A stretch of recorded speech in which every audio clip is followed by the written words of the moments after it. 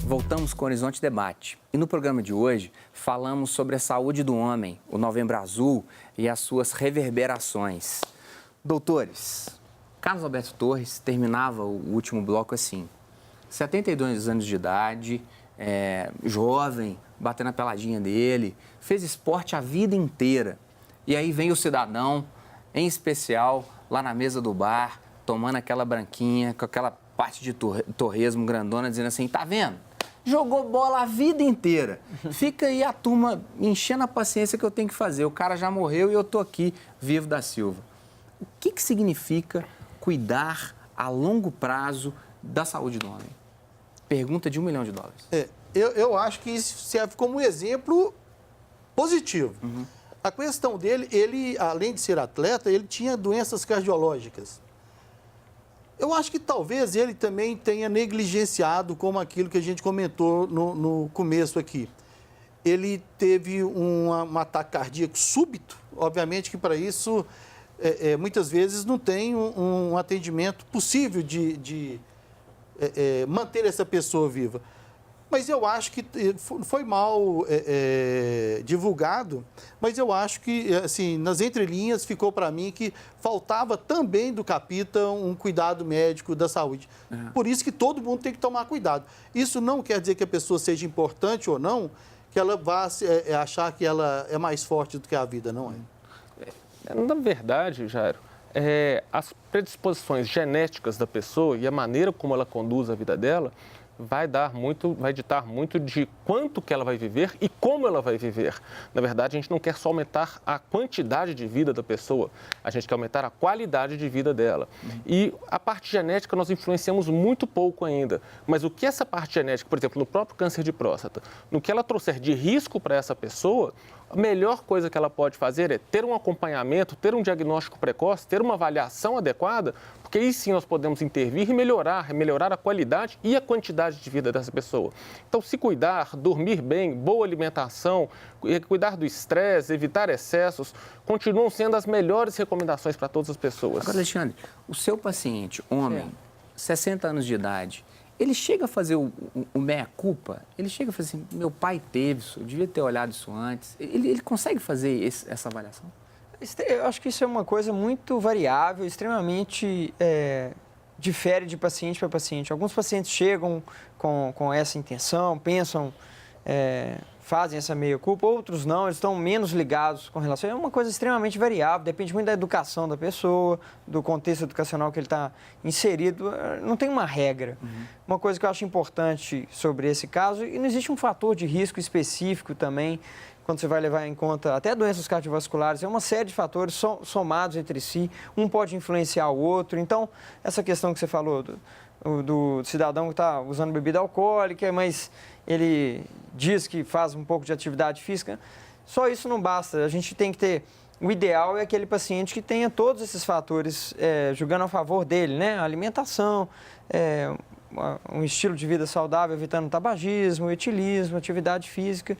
E a gente tem casos de câncer que, mesmo com todos esses fatores favoráveis, o indivíduo desenvolve o tumor. Claro que você diminui muito o risco de desenvolver certos tipos de tumor, mas... Essa situação que você citou, ela, infelizmente, é uma das mais tristes que nós temos no consultório, porque a gente nunca quer fazer um diagnóstico de câncer de próstata, mas se for para ser feito, que ele seja feito na hora adequada. Sim. O mais triste para nós é, na verdade, na hora que nós fazemos um diagnóstico do câncer de próstata e o paciente já não tem mais chance de tratamento algum, porque ele já está um câncer avançado.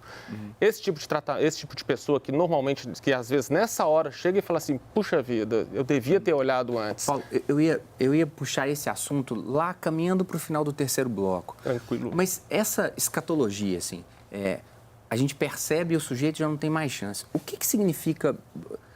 esse sujeito chegou lá e no exame de toque, no PSA, ele já estava com a próstata muito aumentada. O que é essa questão assim? O que vai acontecer com a vida desse sujeito?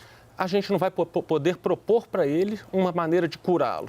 Nós vamos aí, na verdade... Que seria a hora quimioterapia, que seria exatamente remoção dessa próstata?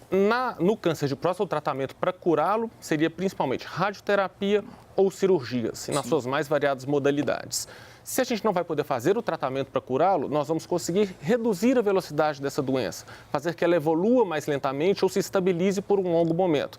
E a hora que o doutor Alexandre vai ter o maior papel dele. O oncologista tem um grande papel nessa hora em nos auxiliar em tudo isso. E a partir daí nós vamos simplesmente fazer tratamentos para contornar os efeitos indesejados da doença. Uma dúvida comum, e eu acho que é interessante usar do Horizonte Debate para essa questão didática. O indivíduo que opera da próstata, ele fica impotente. Ele nunca mais vai ter uma relação sexual saudável, Não. senhores. É uma possibilidade, mas não é. É uma possibilidade pequena. São duas questões fundamentais que são discutidas numa hora quando a gente propõe a cirurgia para tentar a cura definitiva da doença. Uma é essa questão da perda da função sexual, da ereção. Na verdade, vai depender muito mais da extensão da doença local e da condição prévia do paciente. Se é um paciente atleta que tem uma boa alimentação, o atleta é aquele que pratica exercício todos os dias ou regularmente, não aquele de 15 minutos no final de semana. Esse talvez esteja fazendo mal pior. Ele tem atividade sexual normal para a idade dele. Ele não tem doenças associadas, como diabetes, hipertensão, depressão, algum tipo de insuficiência renal, doenças que pioram a função sexual. E ele tem uma doença localizada, ou seja, ele faz o exame periódico regularmente. Esse paciente que faz o exame periódico regularmente, se ele tiver um câncer algum dia, ele vai ser diagnosticado na fase inicial.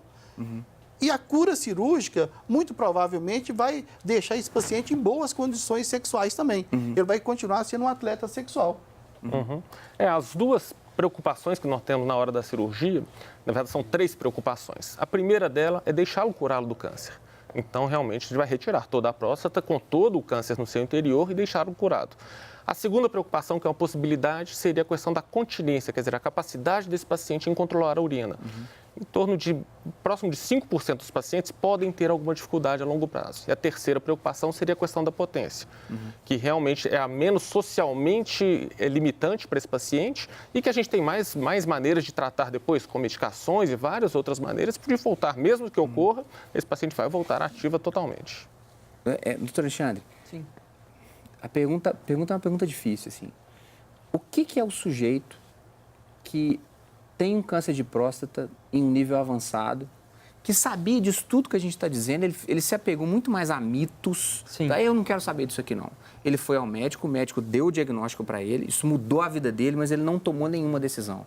O que é a vida de uma pessoa que tem um câncer de próstata elevado? Assim? Bom, então acho que é importante a gente esclarecer o que é câncer de próstata avançado e o que é um câncer de próstata na sua fase mais inicial. Na sua fase mais inicial, o tumor está restrito à próstata ou estruturas vizinhas e é aquela doença que, com o tratamento local, existe o potencial de erradicá-la e curá-la. A doença avançada é aquele paciente em que há uma ramificação, vamos dizer assim, de uma célula tumoral em outro órgão, seja ele um linfonodo, uma íngua mais à distância, ou nos ossos, ou em outro órgão, por exemplo, fígado ou outro órgão. Nesse paciente, a gente já perde o intuito curativo do tratamento, ou seja, a gente vai fazer um tratamento, como o Dr. Paulo e Pedro disseram, para a gente tentar controlar a doença, estender o tempo de vida dela, melhorar a qualidade de vida, melhorar os sintomas. E você me perguntou basicamente, o que esse paciente vai sentir, como ele vai se comportar. Isso vai depender, é extremamente variável também, porque depende de características da doença, da agressividade, se é mais ou menos agressivo da doença, do órgão que a lesão está acometendo e de outros fatores intrínsecos do paciente. Por exemplo, ele pode ter dor. É muito comum o câncer de próstata, na sua fase mais avançada, evoluir com metástases ósseas, lesões nos ossos. E um dos sintomas mais frequentes seria dor, por exemplo. O paciente pode evoluir com comprometimento do estado geral, diminuição do apetite, do peso, anemia, e entre outros fatores extremamente variáveis.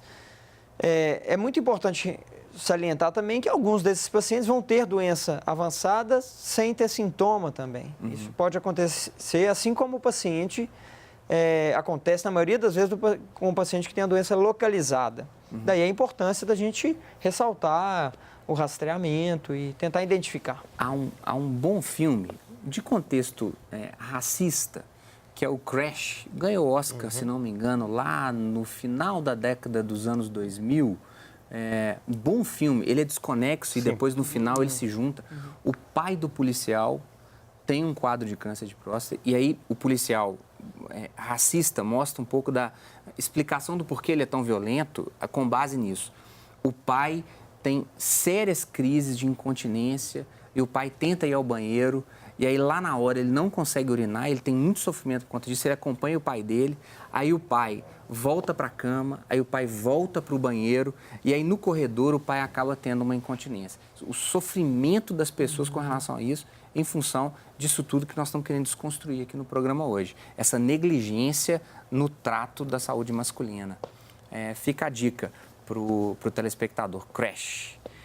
Vamos a um breve intervalo. Até daqui a pouco.